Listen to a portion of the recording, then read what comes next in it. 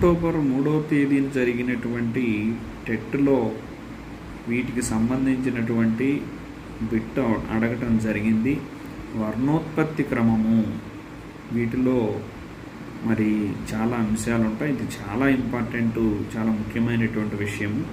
ఇక్కడ కంటియాలు అన్నాడు. కంటియాలు అంటే ఏంటంటే అకుహ విసర్జనీయానం కంటియాహ. అర్థమైందా? అకుహ విసర్జనీయానం కంటియాహ. అక్కడ కవర్గ, ఇన్య, హ, విసర్గ ఇవన్నీ కూడా కంటియాలు అవుతాయి.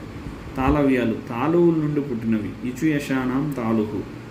అట్లాగే మూర్ధన్యాలు రుటురశానాం మూర్ధాహ. దంత్యాలు తులసానాం దంత్యాహ.